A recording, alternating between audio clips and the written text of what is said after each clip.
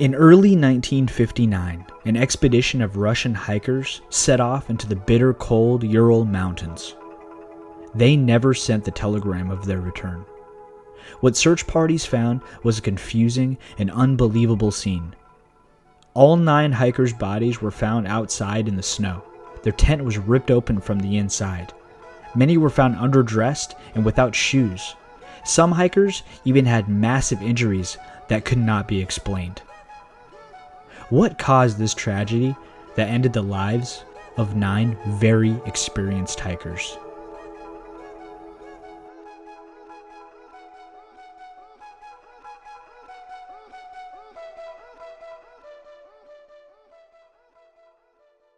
Here we are. All right. What are we talking about? What are we doing? We are going. Where are we? We are in a secret underground bunker in the middle of the Atlantic Ocean right now. Atlantis. Yeah. No. So I wanted to talk to you and pick your brain a little bit about something called the Dyatlov Pass Incident. Well, I know nothing about the Dyatlov Pass Incident. Why not? I'm just not familiar with it. It's not been in my reading catalog as of recent. You disgust me. Oh. Full disclosure, I don't read. Yeah, I actually don't know how to read, so that's a problem. No, anyway, so, well, that's okay. I know a lot about the Dyatlov Pass Incident, or I hope I do. I know stuff. You know some stuff? Yeah, I actually have FBI top CIA clearance in the United States military. How did that help you with Dyatlov boys and girls? All right, you caught me in my lie. I don't have any clearance. Anyway. No, but I did some research on this. The Dyatlov Pass Incident is it's a mystery, you could call it. It's kind of in the wheelhouse of what we are probably going to want to talk about with stuff like this on our new podcast. Mysterious stuff, stuff that hasn't been solved, cool stuff like that.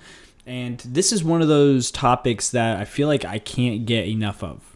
So, like, I'll read about it, I'll listen to stuff about it, I'll watch stuff about it, and I can always, like, if I see something about Dyatlov Pass, I'm in. So I'm there. So I think this is a great way to kind of kick off our discussions. Oh, nice. So is this a place? Is this a human being? Is this an animal? Is the Dyatlov Pass a human being or an animal? Yeah. No. No, I'm just kidding. The Dyatlov Pass it's a label given to this incident, but Dyatlov is actually the leader of a hiking and skiing expedition into the Ural Mountains. The Ural Mountains are in Russia, or in this time period, it was the Soviet Union. This was in 1959. And so a man named Igor Dyatlov assembled a group of 9 other hikers, and they went on an expedition into these Ural Mountains. And what happened is known as the Dyatlov Pass Incident. Okay. All right. I'll buy it. I'm done. I'm done. Oh, that's it? Yeah. Oh, well, thank you guys for tuning in today. No, but like I said, this happened in 1959. So that's cool. That was a long time ago. That was like right before I was born. Yeah, you were about 25, right? Back then? Back then, yeah. Yeah. Ancient now. Yeah, so I can just start going down the timeline if you want. I guess if you want to. Shut up, dude. So, in early February of 1959, 10 hikers went on an expedition into the Ural Mountains in Russia.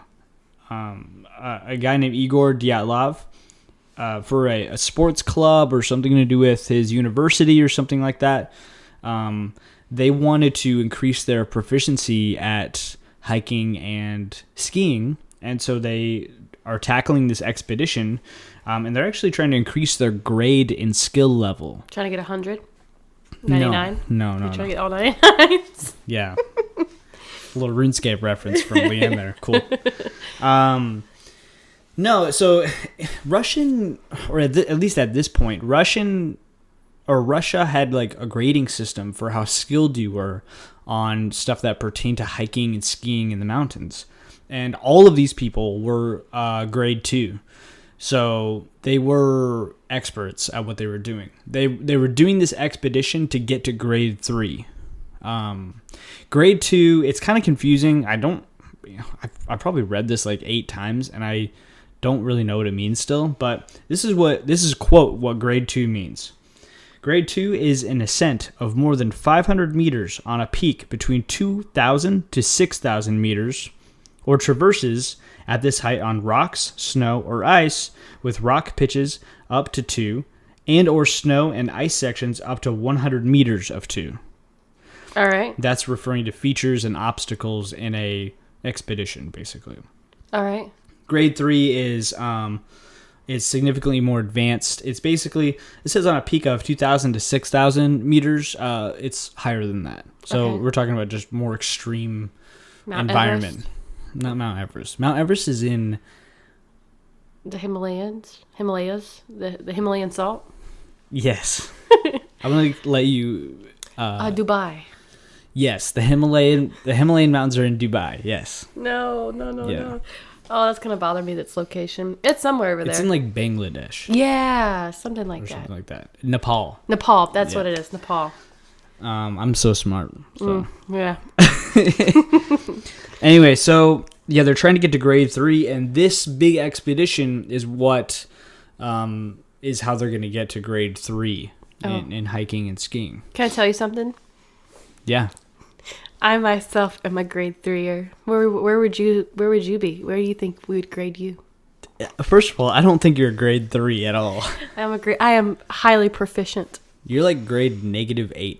Okay, that's not an option. So that is an option. No, for you. Not. That's an option. You'd probably be a grade 1er. No, I'm grade 0. Is that a 0? You can have a 0? Oh, well, you got a 0. I don't know if you can have a 0, but if you can't, I'm creating that grade because I'm bad at this. That sucks. You suck too. What are you talking about? So you think you'd be great at this? I'd be great. I'd be great. And I'd be a grade 3. Okay. All right. Because I can't speak. I'll let you keep thinking that, okay? Thanks. So why, like, what skills do you bring to the table? Like, what do you bring to the table in terms of this huge expedition into the Ural Mountains? How are you doing this? I like the cold. That's it. We're done. Yeah. That's all you need to do That's to be a grade 3. Yeah. Yeah. Actually, I have it in my notes here. Grade 2 is all of those technical terms. Grade 3 is you just have to like the cold. Yeah. So, see, I told you. Yeah, okay. You got to figure it out. Yeah.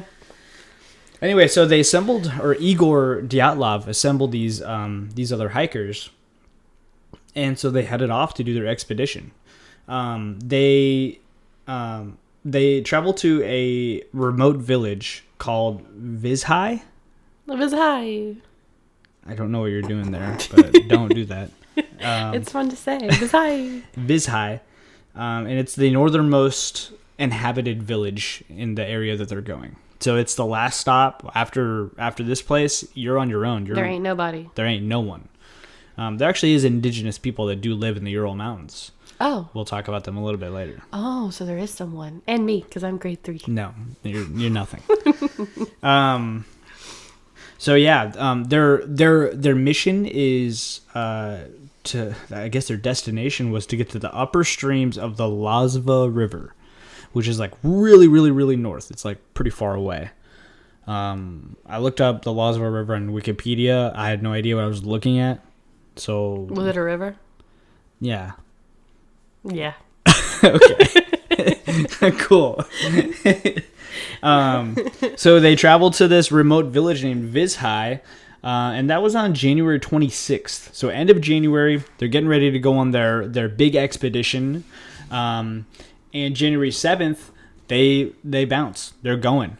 On the next day, on the 28th, one of the members named Yuri Yudin, he actually had to turn back because he had pre-existing health conditions, and his joints in his arms and his legs were creating just a lot of pain. They were locking up, and so he turned back. He left. Scrub. Absolute scrub. Yeah, he's a scrub. Yep. Yeah. He's a grade 2er for life. We don't like him here. Yeah, he's never shown his face ever again. Mm-mm. Yeah, for sure. Yeah. Well, I think he might have made the right decision there. So we'll see what happens. But yeah, so this Yuri Yudin, by the way, you're not allowed to look at my notes. Oh, sorry. It's Yeah, pretty picky. I don't know what you think you're doing. Well, you just flailing them about. You think that we're just going to throw around our notes and this isn't going to be a professional production? Well, it's just sitting there. It's wanting me to read it. No, it's not. I don't want to see you do that ever again. I'm just kidding. Anyway, so get out of here. Oh, sorry. Get out of here. It's like we're looking at a treasure map together. I have these robust 4 pages of physical notes that I have. They're on paper. They're on paper, yes. They're on paper. I'm a boomer, I guess. No, anyway, so Yuri Yudin turns back on the 28th. He's out of here. He says, "Screw you guys, I'm going home." I hurt. He says, "I hurt." And the rest of the 9 hikers, they continued. So they went up. They were doing their thing. They continued on for days, at least until the 31st of January. Obviously, this is an incident. Stuff is going to happen. And so the timeline for past this point, no one's really around to tell us what happened. So there's kind of a guesstimation on this. But I was around. You weren't around. Yes, I was. Okay. I think I became a grade 3er. Okay. I'll let you think that. What is this? When was this? When was this? Yeah. This what is year? in 1959. Yeah. I wasn't born when yet. you were negative 70 years old. I wasn't here yet. Okay. Do you need? Are you drunk right now? Are you okay? I'm just letting you know. I wasn't quite here yet. Okay. So I wasn't actually here. So you weren't there. And you're not a grade 3er. I am a grade 3. You're not a grade here. 3er. All right. Let's continue. Shut up. So, the 31st, they're still going. They're hiking. They're getting further and further into the Ural Mountains. But eventually, they went off course mistakenly. And they went a little bit too west. And that brought them to something called Kolatsiaki. And the indigenous people in the area, they're called the Manzi people. And their language, when you directly translate that, Kolatsiaki translates to dead mountain. So they find themselves on the top of Dead Mountain accidentally. R.I.P. And they decided to set up camp on the slope of this mountain. Can you imagine sleeping on a slope? It would probably suck. Yeah. I mean, they don't have their air mattresses and stuff. I mean, they're setting up camp in a pretty hostile condition on the slope of a mountain called Dead Mountain. So they're not having a very good time. But yeah, that would suck. How do you think they slept? And like, how do you think they camp? How do you camp on a mountain like that? I don't know. Like, do you think is it called Dead Mountain because the mountain is deceased, therefore like dead of life? Like there's no trees or anything? Or is it called Dead Mountain because people die? I don't know. I mean, I would think the hostile conditions could probably lend like a backup of both of those. Yeah. Right, because it's like dead because there's probably just snow and ice up there. Plus, like people have probably died up there. So these Manzi people have like labeled it Dead Mountain. So they set up camp on this slope, and apparently about a mile downhill there was actually a forest. Like that would have probably provided pretty good shelter, because you could imagine on a mountain in February in Russia, it's probably pretty cold, probably a lot of wind and whatnot. So the forest could have probably protected them a little bit, but they decided to camp on the slope, and it's theorized that they were trying to establish their knowledge and they were trying to practice this. I gotta get grade 3. Gotta get grade 3. Very important. Mm-hmm. I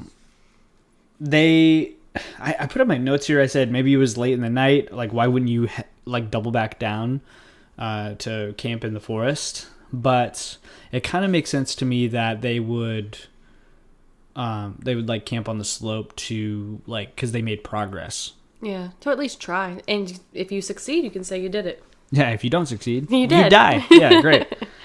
Yeah, early 20s people, not the smartest. There actually was one person in their group that was 38. Oh. I believe that's I'm getting really confused with like who they established first. It's kind of confusing. I looked at a few different sources and, there's a man named Semyon Zolotaryov, and he was age 38. So he's significantly older than everyone else. So I think that maybe he was just a straggler. I don't know. But that guy's there. But everyone else is in their early 20s. Maybe he was like a professor. No, he was not. Okay. He was just going back to brush up on his master's degree. I don't know what's going on. I just work here. You said, like, because you said to add context, because you said it might have been like a university club kind of thing, right? Right. I'm pretty sure they like he was also a grade 2, but he was like a straggler or something from like some other thing. Like I'm just gonna roll with you guys. Literally, I think yeah. Anyway, so they camp on the slope and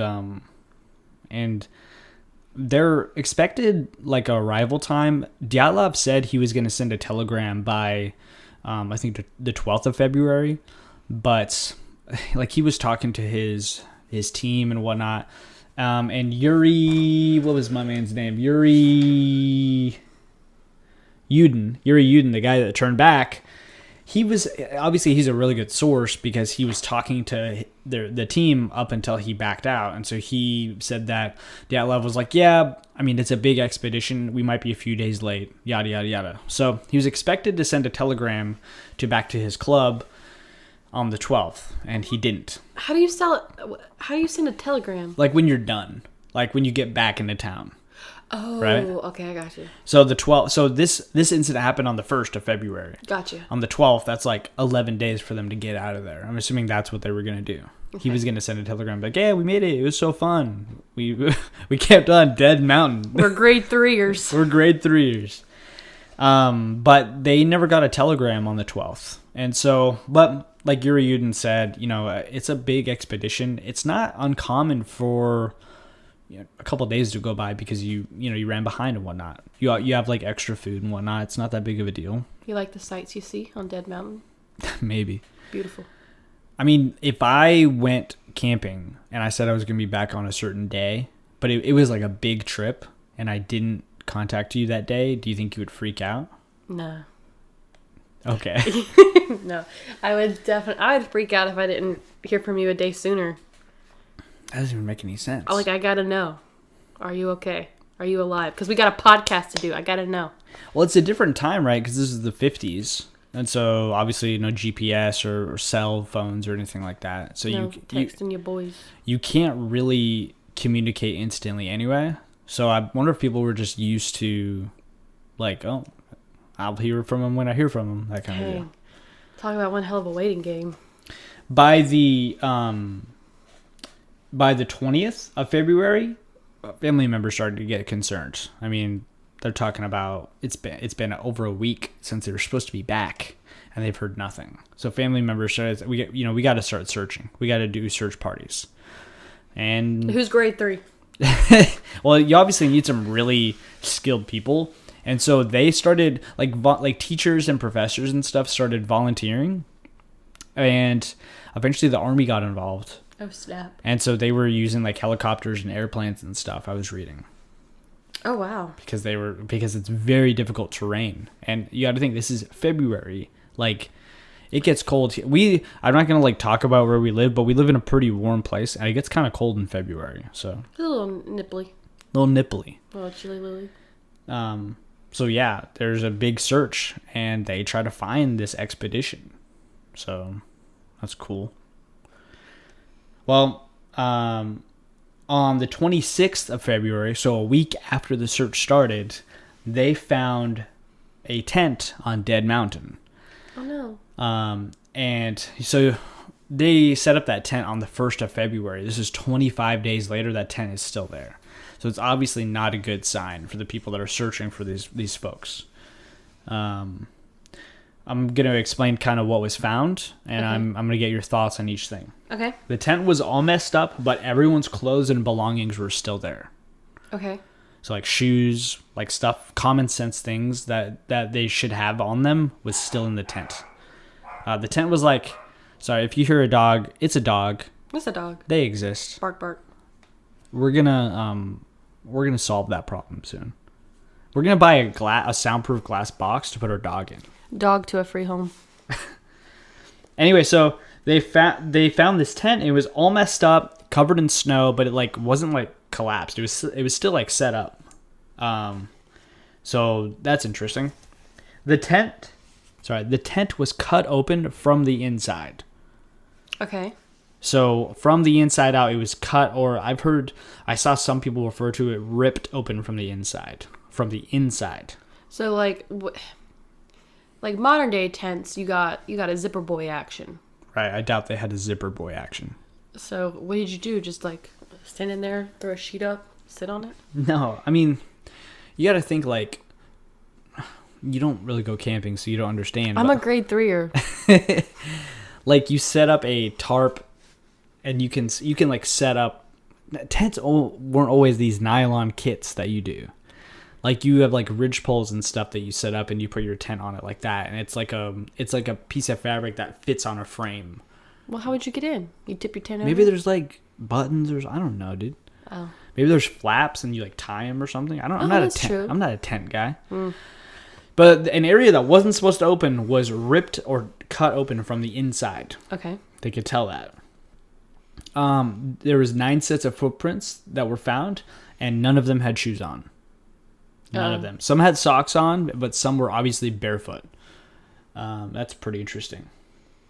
The set of footprints were really difficult to follow, so it didn't like lead them to anything specifically. Wow, this is like a lot of time afterwards, and those footprints are still there. No. Figuratively, when they would have camped at the dead mountain. Yeah, I mean, it's 25 days later. I'm wondering, I mean, so I was about to say the footprints weren't like followable. Like they didn't lead somewhere because they were disturbed. They weren't like purposefully disturbed, but snowing and like wind and stuff messed up the footprints. But there was definitely areas where there was footprints, probably around that tent. So that's interesting. So eventually the footprints led to an area near the edge of the forest, and that's when they found 2 bodies near like a makeshift campfire. Oh, wow. They found 2 bodies. The 2 people were a guy named Krivonchenko and Doroshenko. Let me make sure because there's 2 females. Krivonchenko is a dude, and Doroshenko is also a dude. Doroshenko's first name is Yuri. There's a couple Yuris here. Well, 1 Yuri left. But anyway, so those 2 guys were found by this makeshift fire. And it was far away from their tent. It was downhill towards that forest that I was talking about. And something interesting was the tree that was right next to them. The branches on the tree up to 5 meters high were broken and messed up. Like someone tried to climb up and look for something. Oh, wow. So that's interesting. I was looking at a few different sources. I found some that said that one of the guy's hands was lacerated on the inside of his hand, like he was climbing and stuff. But there were some that didn't mention it at all. So take that with a grain of salt. So that's interesting. Like, what do you make of that? I mean, if he climbed up, or if one of them climbed, they cut their tent open from the inside. So they were panicked. Because they're not doing it the right way. Right. They're not wearing shoes. So So you're saying they're panicked? Yeah. Because, like, why else? And what other... if you could take the time to unsnap or untie or do whatever and put on your shoes, then I would assume that meant that you had time to do those things. But if you're rushing out, I could see why you wouldn't have shoes on or why you would rip open your tent. Right. So, obviously, I say either something spooked them or they were... I don't know, like... Well, they had time to make a fire. Oh, I guess. Further away. But I'm talking about specifically the branches. Oh, yeah. But I'm saying, like, initially, what caused them to end up down there to make a makeshift fire? And I'm assuming if someone did climb the tree, maybe they were climbing to see, one, whatever was spooking them, if there was something spooking them. Interesting. Or two, maybe they got separated and they were trying to see. Trying to find their bros. Yeah. Broettes. And broettes. Okay, well, let me keep telling you some clues and we'll see where this goes. Okay, dokie. Yeah, so the branches on a nearby tree were broken up to 5 meters high. Branches like you tried to climb up. 5 meters is high too. We're American, so we use feet and yards. And a meter, I believe, is 3 yards or something similar to that. No, a yard is 3 feet. Yeah. A meter, I think it's meter, more than a yard. Yeah, it's a little bit longer than a yard. Yeah. And a yard is a lot. That's like. I would say it's probably about. How tall am I? 18.3 feet. You're a piece of work. You know that. If I'm right, though, what do I get? You get $100. Okay. What did you say it was? 15 meters? 5 meters. Oh, 5 meters. 5 meters to feet. So 18.3 feet. Well, I was close. It's 16.4. Yeah, but you weren't spot on. So, unfortunately, you have to pay me $100. Oh, that was not part of the deal. So, you said 16.4? 16.3. So, 16 feet high branches were broken. That's twice as tall as me. I'm 9 feet tall. 9? You mean 8? I'm 8 feet tall. I know math. Neither one of us do. So it's interesting that these branches were broken so high up. What do you make of that? I don't know. I'm going to finally move on now. As they were looking around, they found 3 more bodies in between this camp and this little makeshift fire and their main camp. They found the bodies in between that area in various places. They found Dyatlov, Kolmogorova, and Slobodin they were found in positions as they died that they were trying to get back to their main camp. So like crawling positions in ways where they were pretty obviously trying to get back to that main camp, going up towards it. So that's interesting. The rest of the bodies were not found. So, but they still looked. They waited until, I'm not sure if they waited or I doubt they kept looking this whole time, but in May. So this happened at the end of February. In May, I guess once maybe the conditions got a little bit more ideal, they decided to go back and look. They found the last 4 bodies. Oh, wow. Okay. They did find them. So we got 2 near the fire, 3 more in between the camp and the fire. That's 5 of 9. They found the other 4 later in May. So in May, the rest of the hikers' bodies were found. Some of these bodies were wearing each other's clothes. Like they had torn off pieces of their clothes and were wearing them.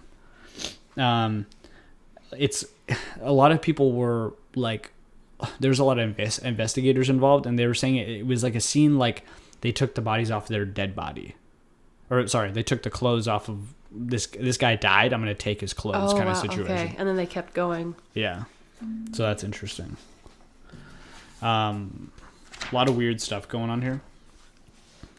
The initial 5 bodies back in February were examined, like they did an autopsy and everything, and they couldn't find any injuries at all. It was all hypothermia.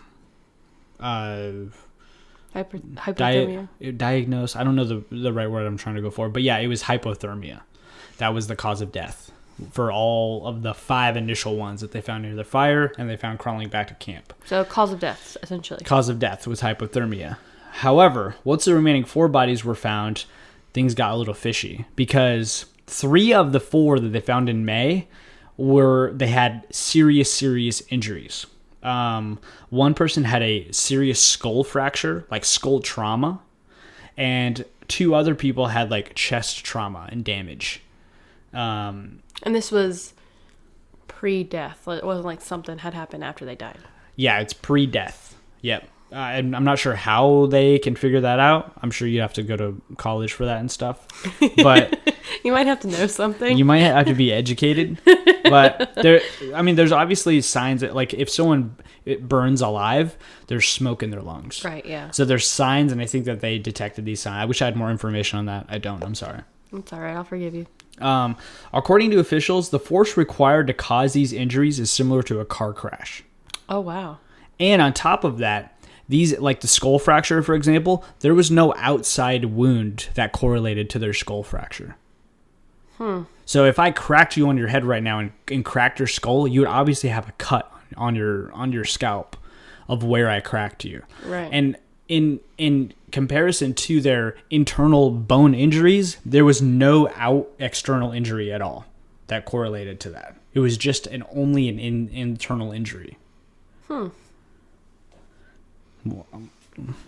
You're a doctor. What do you think about that? Yeah. Well, You're a grade 3-er. I'm a grade 3-er, and in my medical professional opinion, Which doesn't exist. I would say, so it's interesting. Right? Yeah. It doesn't make sense. It doesn't make sense. Well, and it's interesting, like, so could a theory be that they fell and tumbled and... If you fell with the force of cracking your skull, you're going to get a cut on your head. But what it, like... Now, hear me out. Like, when I... like, fall in water, for example, if you jump in with a certain force and certain, like, I guess, I don't know, in a certain way, it's like you're hitting cement. Yeah, but don't, like, if you fall that high from water and you break something in you, doesn't your skin get an injury from that? Because it's your skin colliding with the water as well? Like, I would be really curious to know what someone's skin looks like if they die from water impact. Well, yeah, I mean, that's fair. But also, I mean, I would imagine, too, that the remains that we were finding probably weren't fully intact, right? So, or maybe they were because it was so cold and it was preserved well. I'm going to touch on that in a bit. But I would just think, like, maybe if you hit your head on a nice fluffy pile of snow, maybe it doesn't cause any outward issues, but because you can have, like, a closed break where it doesn't break through the skin, like, not closed. I don't know what I'm talking about. I'm just, like, I'm fascinated by it. That's essentially the point of it. Yeah, no, I that's probably our best theory so far, because, I mean, force of a car crash, I don't know. I've jumped into snow before. I don't know. I have. I don't know. Anyway, we'll continue and we'll theorize as we get more information as well. Like I said, there was no skin wounds correlating to these really major fractures and trauma. Woman named Dubinyanya. I'm so sorry if you're Russian and you're listening to this. Dubinyanya. She was missing her tongue, eyes, and other facial tissue. Zolotarov was missing his eyeballs. Sorry, No. I'm doing my best here. Dubinya was missing her tongue, eyes, and other facial tissue. Zolotarov was missing his eyeballs. And Kolevatov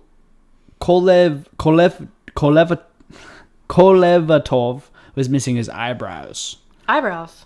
Yeah, I guess so. Ooh, it's like a little Mr. Potato Head situation. However, I'm pretty sure we can rule this off because the person that was examining the body said that these injuries determined to have happened after death. Okay. So it could be wild animals. I don't know. I find it a little less fishy if it happened after death. But I find that almost backs up how more fishy the fractures are before death. Yeah. Because they're coming out with information like, no, this happened after death. You're good. Do snow leopards like eyeballs? Probably. Yeah. Probably looking for a meal.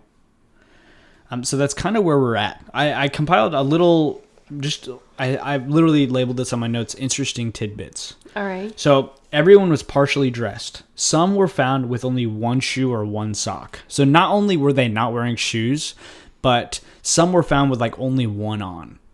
So like, to me that feels rushed, like that Very kind of rushed. thing. Panicked. Some were wearing torn clothing from other hikers.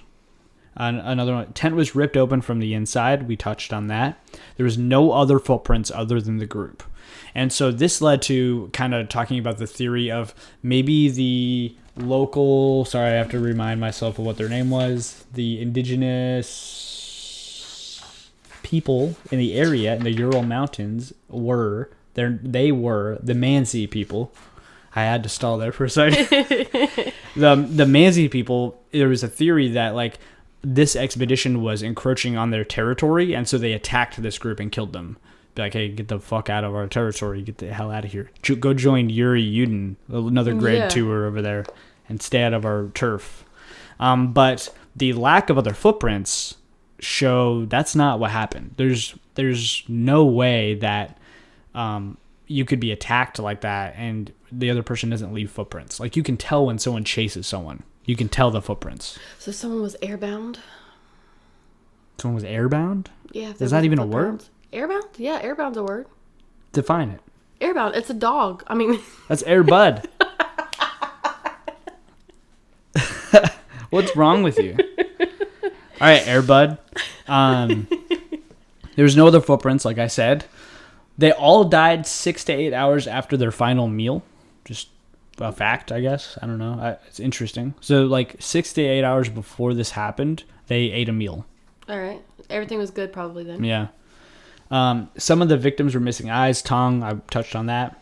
Levels of radiation were found on the clothes of one of the victims. There's very little information about this. All the information I found about this was pure speculation.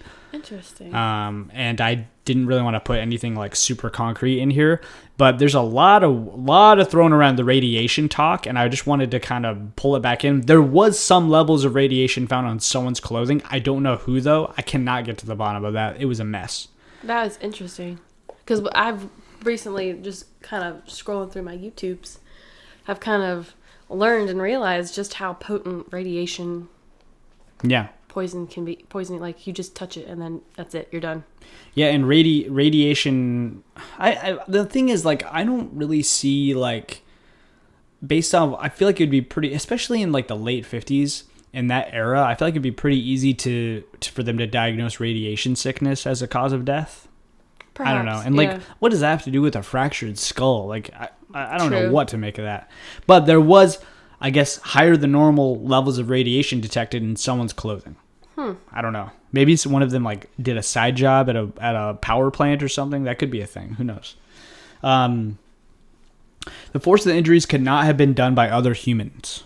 That's what people are saying, kind of backing up the car crash statement. There's other people that were looking at these injuries, specifically saying other humans could not have caused this injury. Like, you would see marks on the skin. You would see an external injury, like that kind of thing. But if it was an animal, I mean, that would be the same thing. Same thing. Probably even sloppier. Same thing, yeah. So, like, another entity, we'll say. Not even entity.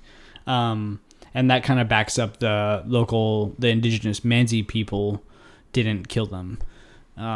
It's pretty confident that didn't happen because of no footprints, and the injuries were not definitive of someone else attacking someone.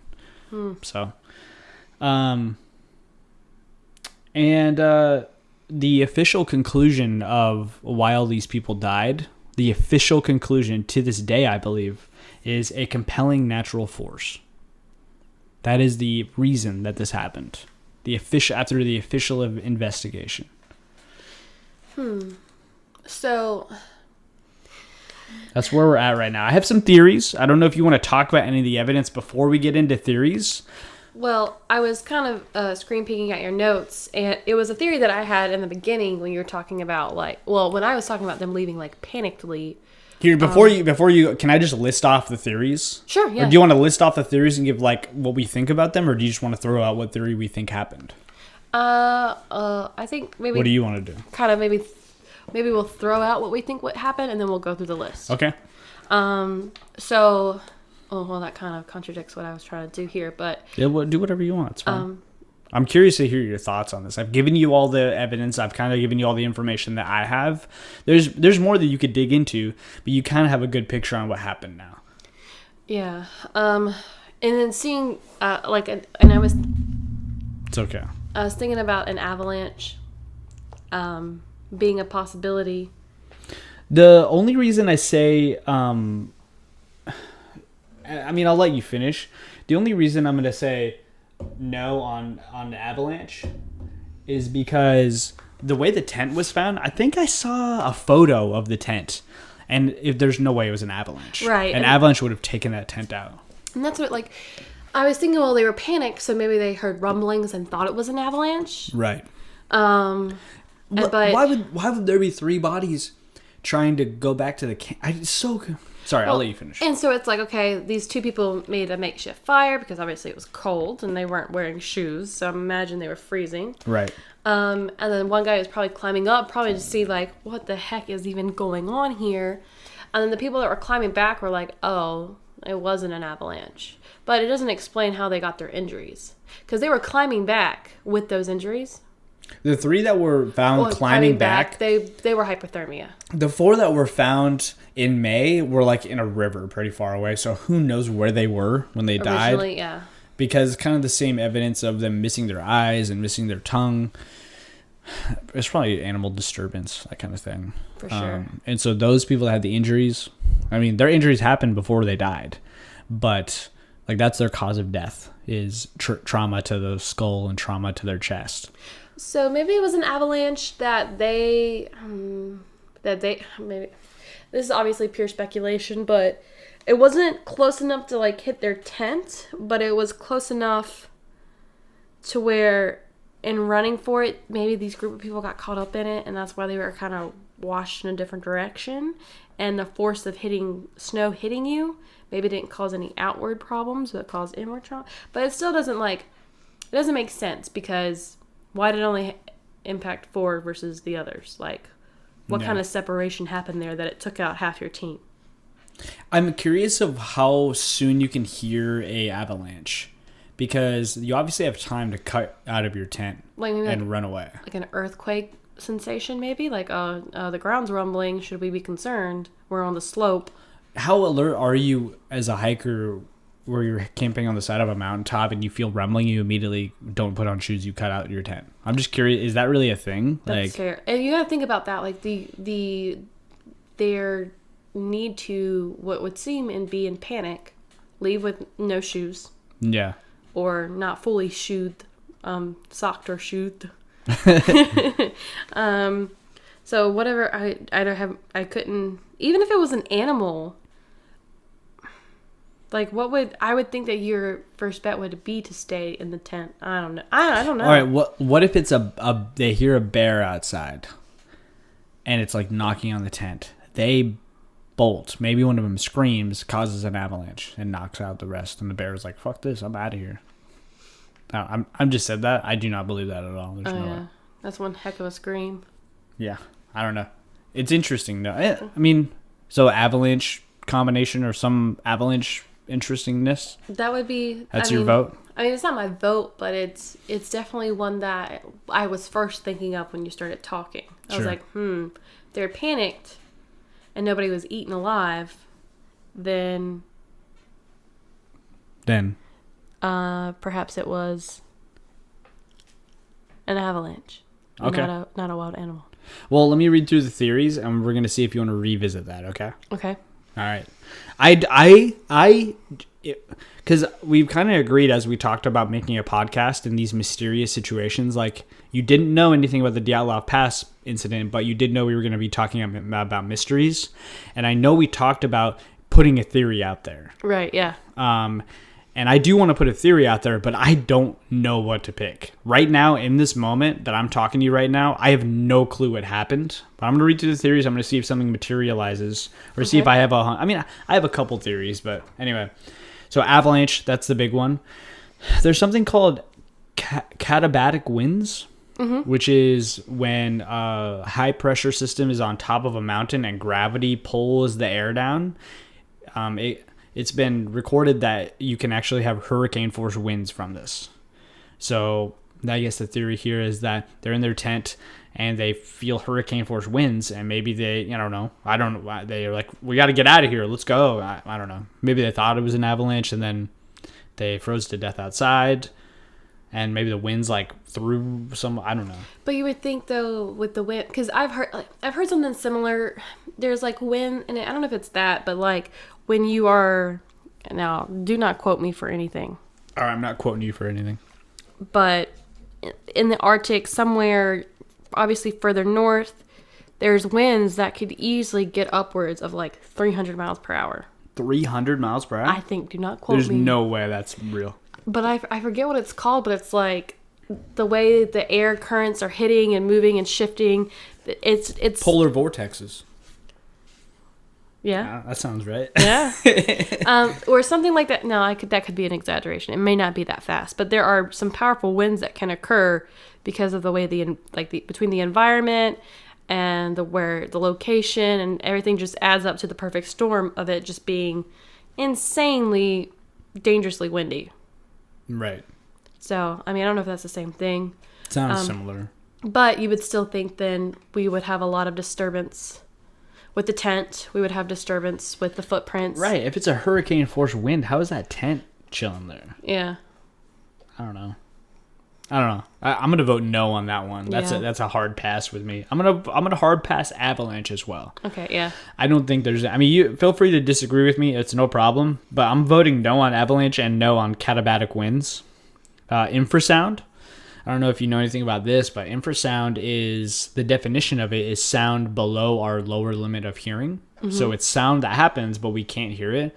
And it's been scientifically theorized and hypothesized that it can cause panic attacks in humans. So a theory is infrasound.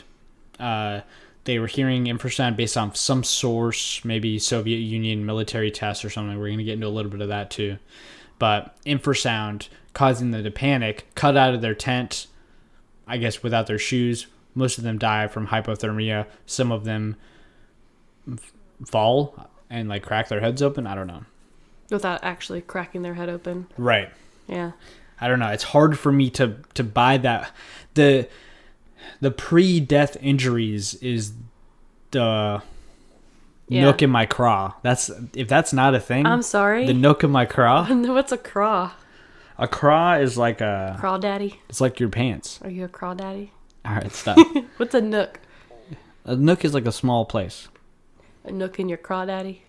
All right, stop. A small place in your daddy. Stop. I need an adult. Next theory is military activity. Soviets were known to be testing parachute mines in the area. So that has been known. And their camp was in the path of a parachute mine test flight or something. I have no idea how parachute mines work. But I was going to say, what is a parachute? Do they send down... Now, obviously, my juvenile frame of thinking is I see a little mine with a little parachute and it's just floating down. Yeah, I mean, I think that's how they deploy mines in remote areas is they let them parachute down and then they sit there for someone to step on and then they explode. Like, it's to defend your territory, I would assume. And so if they're testing these mines, maybe one explodes above them or something like that, and it's an explosion and it scares them and they're disoriented from a loud noise and they have like tinnitus. I don't know. It's an idea, I guess. It doesn't explain car crash forces, though. Maybe it does. I mean... A mine? I mean, yeah, but that would definitely have outward... Maybe not. Disturbances. I don't know. Getting blown up? Let's go watch some videos of people getting blown up from mines. No, let's not. Research. No, you can research that on your own time. And then I have a couple more theories. Paradoxical undressing. I'm sorry? Paradoxical undressing is when you are... I've felt this before. When you are really, really cold and you take off a layer of clothing or you let your skin be exposed and it feels warm in the cold air. And so... as you approach hypothermia, your brain starts not thinking right, and then you almost go to like a instinct, and you feel warm, so you take off all your clothes. Okay. And it's people that are suffering from hypothermia have been known to take off their clothes before, because that, it's like. Oh, I bet you it's your body's. This is where my medical doctorate degree comes in. Yeah, sure. I bet you it's because I know like shivering, it's your body moving to generate heat. Yeah. That's the idea behind that. But also too, the thing with getting cold is blood circulation. Mm-hmm. And so what would probably happen, I guess, in that regard, but I would think would happen as to why they would do that would be that they're flushing because their blood is like going to the surface because it's cold to keep things going and promoting healthy tissue. And I bet you when you're that cold and you have that kind of warmth coming in, it's like when you're really cold. I've experienced this recently. When you're freezing cold and you put your hand, and even cold water, but like warm water, you're not supposed to do that. but it feels insanely like not like it's cold water, but it feels hot. Right. So I bet you it's the same sensation. So they probably think they're like, oh shit, I'm burning up. Let me undress. That's what this has nothing to do with the actual people. That's just me thinking about the theory. Well, yeah, it's very possible. I mean, there's also like been like a psychological thing, like your brain is starting to accept death. Oh. And so it's like, okay, let's do it. Let's get it over with. So again, this doesn't touch on any injuries, but it might explain why. I don't know if I mentioned it, but a couple of the bodies were found in just their underwear. Oh, no, yeah, you didn't mention that. Yeah, a couple of the bodies were found in literally just their underwear. That could be a couple different things. Maybe they never had on clothes. Maybe they had on clothes and took them off due to paradoxical undressing. Maybe other people took their clothes and put them on. That's a thought, too. Who knows? But paradoxical so undressing. Somebody was obviously feeling the cold, and probably somebody may not have been. Right. Here's where we really show our true colors with the type of podcast that this is going to be. Okay. By the way, full disclaimer, I do not have any form of medical degree. I actually just talk a lot of shit. Continue. Yeah, please don't take any medical advice seriously. I have absolutely no idea what I'm talking about. We're not going to be like a factual, level-headed podcast. This is fun for us. Yeah. So, other weird theories. Yeti?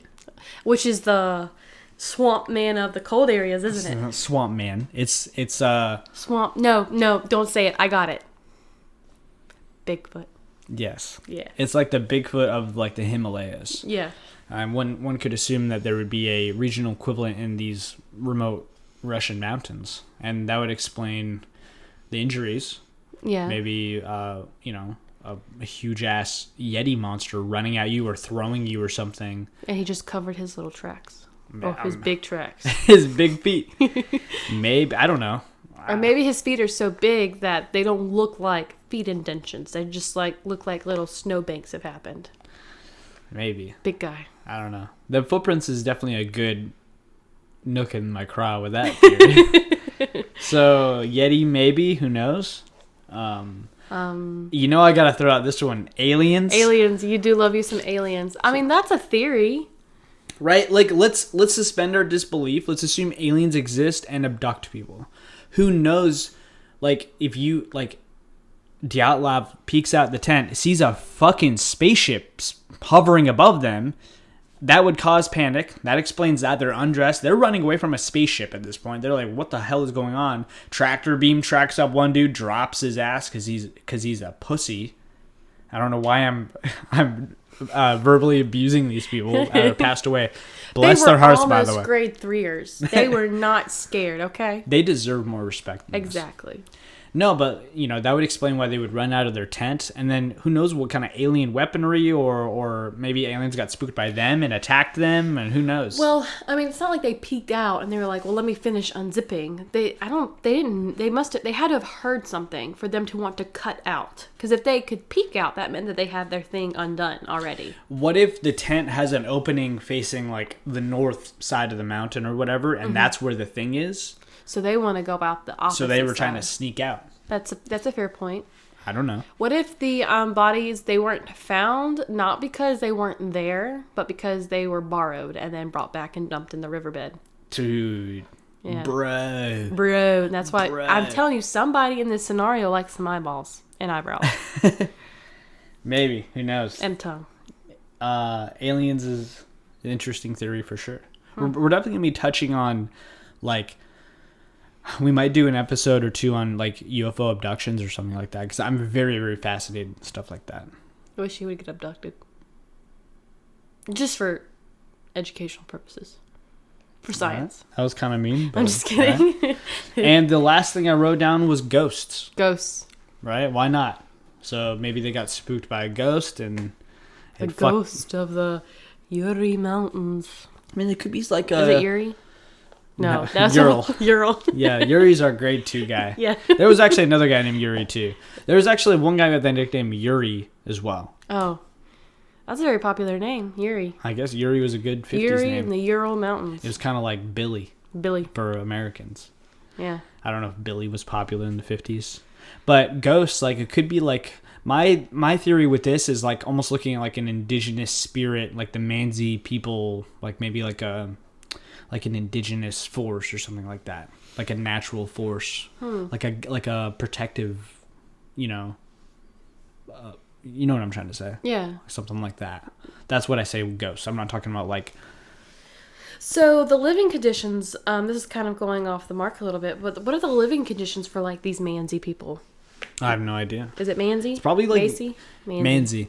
It's probably close to like Eskimo lifestyles. Like they probably live in. I have no idea. I didn't look into that at all, so I don't want to assume. I don't want to assume they're uncultured. I know nowadays it's like a dying culture. Like there's like 12,000. I think I read there's 12,000 people of Mansi descent, and like only 900 people speak the language right now. Oh, that's insane. Yeah, so it's like it's not a.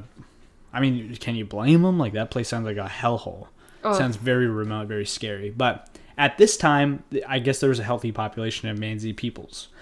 But the only thing I can think of is, like with ghosts, like, I imagine if it happened in the United States, like the Rocky Mountains, like the Native American culture there, like, I would, it's worth a thought at least. Yeah. So, that's the last thing I wrote was ghosts. Ghosts.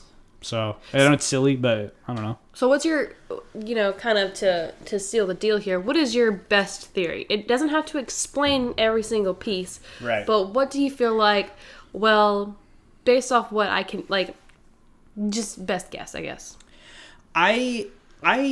When I think about stuff like this, I don't really analyze the evidence probably as responsibly as I should. Right. I kind of go off feel, and, like, I'm not buying it with Avalanche. I'm not buying it with infrasound or catabolic winds or whatever they're called. I'm not buying the traditional scientific explanations of this.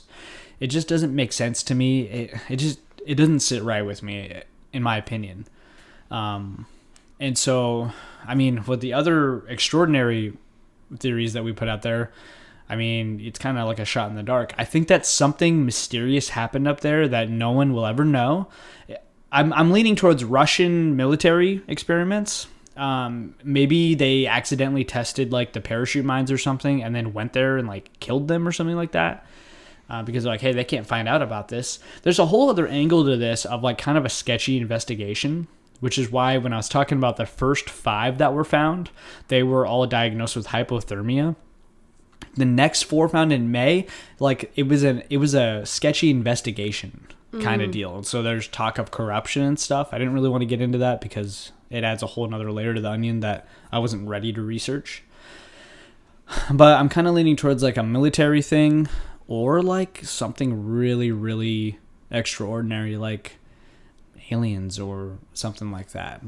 Like for some reason I can kind of buy like an alien abduction situation or a unpredictable reaction from aliens. And I, for some reason, I want to lean towards that. If the rational side of me probably would lean towards like a Russian military exercise gone wrong. They go in to clean up the mess. They hide the bodies. Then the people investigating it, the Russian government or the Soviet Union government is saying like, hey, you got to cut it out. Don't worry about what happened here. Get out of here kind of deal. Well, I have a feeling that with, But I'm voting aliens. Aliens? I have a feeling with the investigation that it being something unexplained, I bet you that probably the Soviets wouldn't want that leaked. Because if you can't explain it, it's like a little glimmer of weakness maybe. Like, oh, these people died and they don't know how. Right. So maybe they're like, just hurry up already and say it was something normal and let's go about our day. Right. But they eventually concluded that it was what was it? It was a force of a compelling natural force. Yeah. That to me looks weak. That looks worse than we don't know. That looks like, when you're doing your homework and there's that question, they're like, I'm just gonna do my best here and I'm gonna throw it out there and we'll see what happens. Like that's what that looks like to me. I'm gonna say the same word 5 different ways. Yeah. You're trying to artificially increase your word count on your paper. That's what that looks like. Yeah. Double space it. Yeah. Add some extra space between. Add some clip art. Put some extra enters in there. Yep. Those were the days. Anyway, sorry. Reminiscing about all the ways I fudged around a paper. Which I actually never did. Oh my God, who cares? Tell me your theory. My theory, man, I don't know. I would say probably a compelling natural force. Okay. Me too, dude. No, real. What's your best thought with this? Like, what do you really think? You can say, like, if you disagree with me, that's fine. I'm not gonna argue with you. I think something. This is not. Hopefully, this makes sense. I think something within the realm of possibility happened there, like an avalanche or a bear or something, and it was like such a freak accident, and the way things lined up made no sense. Like, it was just one of those situations where, if it in any other circumstances, would have been super obvious what had happened, but Right. because of where they're located and the way things went down, maybe the way the footprints were around the tent were angled differently than the ones on the slope. And so actually anything on the slope was covered up. So you didn't get to see animal prints. Right. Or something like that. So like it almost seems like it's like some supernatural force, but in reality it was just a freak accident of a normal occurrence that you could expect in the wilderness of the mountains in the Soviet Union. Yeah. I definitely see what you mean with that. Like, it's like, this is not a normal thing. Like, Right. it was a tragedy that happened. Tragedy, yes. But the way it happened made the injuries really difficult to figure out what happened. But in reality, they just got killed by a bear, or they got killed by an avalanche, and like the snow melted around them, or something like that. Yeah. I could see that. Or they like I'm not buying it, but I could see it. Or like someone, and panicking fell. Although I do like my idea, though I don't believe it, I do like my idea of aliens borrowing a few of the people and then putting them back in the riverbed. So you think on the 26th or whatever, when they initially found all the dead bodies, there was four alien, or there was four of them that weren't found were on an alien spaceship Potentially. being tested? Because, I mean, why else did they not find them? And if they were all the way over there where they found them in May, how did they get over there? And then it's like, okay, well, maybe it was an avalanche. The way that it went down was bizarre in nature in itself. And so these people got caught up and swept that way, whereas the other people got to escape, but it was just absolute chaos. Like, maybe someone tumbled down the mountain. Right. And got caught up in it, but was able to. I don't know. But I think whatever happened, yes, it's a tragedy. I do mean it as a tragedy. When I say like normal occurrence, I just mean something that can naturally happen. Right. Not normal. I guess that's the wrong word. Like, it was a normal, natural tragedy. Yeah, it wasn't like some super compelling. But it just, we got unlucky with the evidence. Yeah, especially with the time frame of finding out what was happening, and then I'm sure the science back then isn't as... They were like cavemen back then, dude. I mean, it was the 50s. Did they even have fire yet? I don't think so. As we talked about a campfire in the story. As we talked about parachute mines. Did you know that when you get caught in an avalanche, sometimes you are tumbled around so much and you're encased in snow that you don't know which way is up? You're supposed to spit. Dang it, I was trying to tell you. I'm sorry. I do not know. Tell me about it. Yeah, you're supposed to spit, and the way that it goes, you're supposed to dig the opposite way. But what happens if you're so trapped that you can't spit? You spit and it just doesn't go anywhere. Because you can like move your head and make a little bit of room. Like you can like make a little hole. You can like wiggle around. Yeah.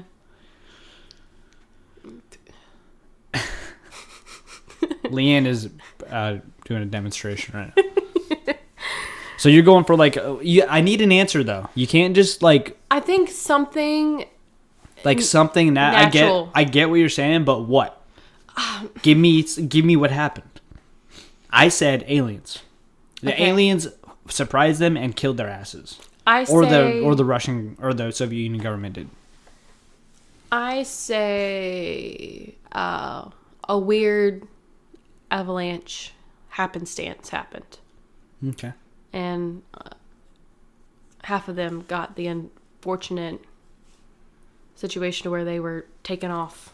And then the other four, obviously, two of them managed to make a campfire and climb a tree. So something happened there. Why did they climb the tree?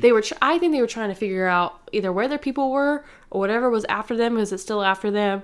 Or they were just trying to be like, get the best vantage point of like their area to make sure they were safe. They were climbing the tree for an obvious reason. So that makes me think that they were running from something. Or an alien spaceship. No, not an alien spaceship, because you just gotta look up. Not if it landed. Oh, that's fair. Or that, or looking for their people. Maybe they were climbing up and calling out. Yeah, Igor. That's my impression of a Russian man. Hello, Igor.